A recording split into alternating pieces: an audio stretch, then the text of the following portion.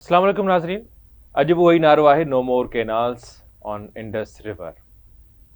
सॼी सिंध सरापा एहतजाज आहे। जेको एहतजाज जो सिलसिलो गुज़िरियल काफ़ी महीननि खां शुरू थियो, वरी एहतजाजी तहरीक जो रूप हुन अख़्तियार कयो। उहा एहतजाजी तहरीक हिन वक़्तु हले पई। बबलोए में मरकज़ी धरणो लॻल आहे, कमूशई ते धरणो आहे, रते देरे में धरणो आहे, मोरे में धरणो आहे। हर तरफ़ हर पासे एहतजाजी धरणनि जो सिलसिलो जीअं तीअं जारी आहे। ॿिए पासे जॾहिं वज़ीर आज़म शहबाज शरीफ़ पीपी चेयरमैन बिलावल भुट्टो ज़रदारी सां मुलाक़ात कई, उन खां पोइ ऐलान थियो पीपल्स पार्टी जश्न ए सिंधु बि मल्हायो। ख़ैर उहो त हिकु अलॻि टॉपिक आहे त जश्न ए सिंधु छो मल्हायो वियो, छा जो मल्हायो वियो, ऐं छाकाणि त मामिलो अञा ताईं अटकियल आहे। पीपी जो सिंध जो सदर निसार अहमद खोड़ो साहब बि इहो चई चुको आहे त मामिलो अटकियल आहे। जेकॾहिं मामिलो हल थी वियो त ठीकु आहे, न त पोइ वरी असां ॿीहर मीरपुर ख़ासि में जलसो कंदासीं। सो हाणे वरी हिकु ॿी शइ शुरू थी आहे, पाण हुन ते ज़रूरु ॻाल्हाईंदासीं, पर हिन वक़्तु बि एहतजाजी धरणनि जो सिलसिलो जारी आहे। सॼी सिंध मां काफ़िलनि जी सूरत में माण्हू उते पहुची रहिया आहिनि ऐं इहा शइ नोट कई वई आहे, इहा शइ ऑब्ज़र्व कई वई आहे त पहिरियां खां वधीक माण्हुनि जो अंग उते पहुचे पियो। हर वाहण वस्ती में एहतजाज कयो पियो वञे त कैनाल कंहिं बि रीति क़बूल न कंदासीं। पीपी चेयरमैन बिलावल भुट्टो ज़रदारी साहब सखर में ई तरसियल आहे। जीअं उन्हनि जलसो कयो उन खां पोइ हू सखर में ई आहिनि ऐं सिंध जो वॾो वज़ीर सैयद मुराद अली शाह साहब पीपी चेयरमैन खे मुख़्तलिफ़ बोर मुतासिर इलाइक़नि में घुमाए रहियो आहे, ब्रीफिंग ॾेई रहियो आहे ऐं जेके बोर मुतासिर माण्हू आहिनि उन्हनि जे लाइ जेके घर तामीर कराया विया आहिनि त उन्हनि जो हू मुआइनो बि करे पियो, उन्हनि मुतासिरनि सां हू मिले पियो, उन्हनि जी बहाली जी ॻाल्हि करे पियो। हिकिड़ी शइ नोट कईसीं त उन्हनि घिटियुनि में, उन्हनि कखावनि घरनि जे घिटियुनि में बि कारपेट विछाए इस्तक़बाल कयो वियो। एसी ताईं जो उन खट ताईं बि उहो गिल्म विछायो वियो। ख़ैर ईअं त ही को पहिरियों दफ़ो न आहे, हमेशह ईअं ई थींदो रहियो आहे। जॾहिं बि को सियासी अॻवान या जॾहिं को वॾो माण्हू ईंदो आहे, पाण हुनखे वॾो माण्हू चई सघूं था छाकाणि त असां वटि इन्हनि खे ई वॾो माण्हू चयो वेंदो आहे, त उहे जॾहिं ईंदा आहिनि त उन्हनि जे लाइ भले कहिड़ो बि सूरत हाल हुजे, भले उहे तॾहिं ते ईंदा हुजनि, पर उन्हनि खे ड्राई फ्रूट्स पेश कया वेंदा आहिनि। ख़ैर पीपी चेयरमैन बिलावल भुट्टो ज़रदारी साहब सखर में हुयो। जीअं बेनज़ीर साहिबा कमू शहीद में GSN जे धरणे में शिरकत कई हुई, त छा हिन भेरे पीपी चेयरमैन ज़रूरी न सम्झो? छाकाणि त वफ़ाक़ी सरकार हुजे या ॿियूं धुरियूं हुजनि या सिंध सरकार हुजे, हीउ जेको हिन वक़्तु सिंध जो अवाम रोडनि रस्तनि ते आहे त उनखे ॼण नज़रअंदाज़ पियो करे ऐं हू चवनि पिया त हाणे उन्हनि खे उथणु घुरिजे। ईअं बिना नतीजे ही एहतजाजी तहरीक कीअं ख़तमु करे सघिजे थी? इहो हिकु सवाल उन्हनि क़ौमपरस्त धुरियुनि जे हलकनि में पैदा थिए पियो, सिंध जो आम माण्हू पुछे पियो ऐं वकील पुछनि पिया। हर पासे खां इहो ई सवाल अचे पियो त हिन वक़्तु का बि शइ न थी आहे ऐं अहिड़ो को बि फ़ैसिलो न कयो वियो आहे जो कैनालनि वारो मामिलो या कैनालनि वारी रिथा जेका आहे उहा ख़तमु न कई वई आहे, उनजो बुनियादु रखियो वियो आहे, उनजो 25 खां 30 सैकड़ो कमु जेको आहे उहो थी चुको आहे। त उन ते ईअं बिना नतीजे जे कीअं तहरीक ख़तमु कजे, कीअं धरणा ख़तमु कजनि, कीअं उथिजे? इहो पंहिंजी जॻह ते हिकु सवाल आहे, पर पीपल्स पार्टी चाहे थी त उहे धरणा ख़तमु कया वञनि। छा वफ़ाक़ी सरकार सम्झे थी त सिंध हुकूमत उन्हनि खे चयो त असां उन्हनि खे ख़तमु कराईंदासीं, धरणनि तां उथारींदासीं, त अमली तौर ते बि ईअं थी सघे थो? हिकु अधु ॾींहं खां वठी इहा शइ नोट कई वई आहे त मुख़्तलिफ़ इलाइक़नि में सिंध पुलिस धरणनि ॾांहुं वेंदड़ ईंदड़ माण्हुनि खे परेशान करे पई, उन्हनि खां पुछाणो करे पई ऐं उन्हनि खे मुख़्तलिफ़ तरीक़नि सां हिरास करे पई, छाकाणि सिंध पुलिस जी इहा रिवायत बि रही आहे ऐं ईअं ई असां वटि शयूं थींदियूं रहियूं आहिनि, ईअं ई इस्तेमालु थींदियूं रहियूं आहिनि।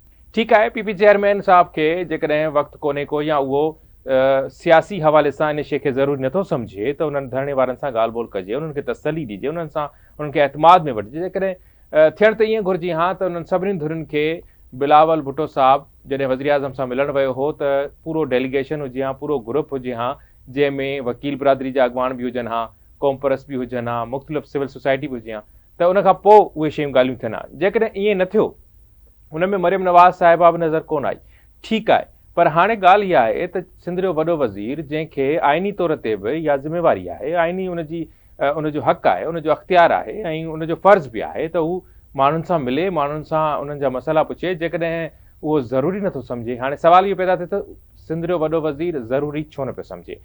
धरणे वारनि सां, मरकज़ी धरणे वारनि सां ॻाल्हि ॿोल करे हा, वकील बिरादरी सां ॻाल्हि ॿोल करे हा, उन्हनि खे तसली ॾिए हा या उन्हनि खे एतमाद में वठण जी कोशिशि करे हा, या वरी उन्हनि खे उहो नियापो ॾिए हा, छाकाणि त जेकॾहिं हुनखे लॻो त धरना ख़तमु करण जी ज़रूरत छो आहे त हू उन्हनि खे ब्रीफ करे उन्हनि खे ॿुधाए त हाणे केनाल मामिलो ख़तमु थी चुको आहे, जॾहिं त केनाल मामिलो हिन वक़्त ताईं ख़तमु न थी चुको आहे। ॿियो दलील इहो ॾिनो पियो वञे त जॾहिं कागज़ में डॉक्यूमेंट ते उनजी मंज़ूरी जो ज़िक्र न आहे त उनजो नोटिफिकेशन किथां निकिरे। त हाणे ॻाल्हि उहा ई आहे त जॾहिं कंहिं मनसूबे जी मंज़ूरी बि न वरिती वई, उन ते बि 30 खां 35% कमु थी चुको आहे, त जॾहिं मतिलबु इन जो मक़सदु इहो थियो त पंजाब हुकूमत या कुझु धुरियूं एतिरियूं बाअसर पाण खे भाइनि पियूं जेके कंहिं सूबे या कंहिं यूनिट जो रज़ामंदी पुछण या न पुछण खे ज़रूरी न पियूं सम्झनि। ईअं ई आहे त सिंध जे वॾे वज़ीर खे ज़रूरु वञणु घुरिजे हा ऐं उन्हनि खां पुछे हा ऐं उन्हनि सां ॻाल्हाए हा। उन्हनि खे जेकॾहिं अॼु हू चवे थो त हाणे धरणो ख़तमु करणु घुरिजे त उनखे ज़रूरु ॿुधाइणु घुरिजे हा त धरणो ख़तमु छो करणु घुरिजे, छो थियणु घुरिजे।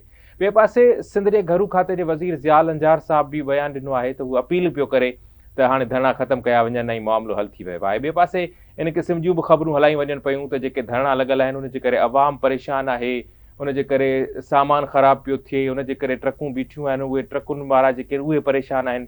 त हाणे हिते ठीकु आहे, इहो त बिल्कुलु हक़ीक़त आहे त जॾहिं रोड बंदि थींदो त अवाम परेशान थींदो, रोड बंदि थींदो त जेको सामान आहे उहो बि ख़राबु थींदो। पर छा ज़िंदगी ऐं मौत जो मसइलो आहे सिंध जे अवाम जे लाइ, उहा शइ नज़र न पई अचे। उनखे एतिरो छो पियो वरितो वञे हल्के में त हाणे एहतजाज खे, एहतजाजी धरणनि खे कंहिं तरीक़े सां ख़तमु करण जी कोशिशि कई वेंदी। छा सिंध हुकूमत रिवायती तौर ते पुलिस खे इस्तेमालु कंदे ऐं ताक़त जो इस्तेमालु कयो वेंदो ऐं धरणनि खे ख़तमु करायो वेंदो। मरकज़ी धरणे खे ख़िताब कंदे वकील अॻवान कराची बार एसोसिएशन जे सदर आमिर नवाज़ वड़ाए चयो आहे त असां CCI खे नथा मञूं ऐं हू चवे थो त उन्हनि जो मक़सदु हिकु ई आहे त सिंध जो पाणी चोरी कीअं कयो वञे ऐं सिंध ते धाड़ो कीअं हयो वञे ऐं ज़मीनूं फुरण ऐं ज़मीनूं बंजर करणु हुननि जो मक़सदु आहे। उनजे करे हू जेसीं ताईं नोटिफिकेशन नथो निकिरे, जेसीं ताईं वाज़े तौर ते कोई अहिड़ो ऐलान नथो कयो वञे, तेसीं ताईं हू धरणो ख़तमु न कंदा। हुन इहो बि चयो आहे त असां सिंध पुलिस ते वाज़े कयूं पिया त लाठी चार्ज या इन क़िस्म जो को बि क़दम खणण खां पहिरियां ज़रूरु सोचिजो ऐं हितां न उथंदासीं जेसीं ताईं को नोटिफिकेशन नथो निकिरे। आमिर नवाज़ वड़ाए चवे थो त जॾहिं वज़ीर आज़म शहबाज शरीफ़ ऐं बिलावल भुट्टो ज़रदारी केनाल ठाहिण वारो मनसूबो ख़तमु करण जो ऐलान कयो आहे त उनजे नोटिफिकेशन जारी करण में छा मसइलो आहे। त थियण ईअं घुरिजे हा त सिंध हुकूमत ऐं पीपुल्स पार्टी जमहूरी पार्टी आहे त जेकॾहिं एहतजाज हले पियो, धरणा हलनि पिया, त धरणा छो पिया हलनि ऐं छो धरणनि में माण्हू वेठल आहिनि, हर पासे एहतजाज छो पियो थिए। छा उहो को मामूली मसइलो आहे? बिल्कुलु बि न आहे।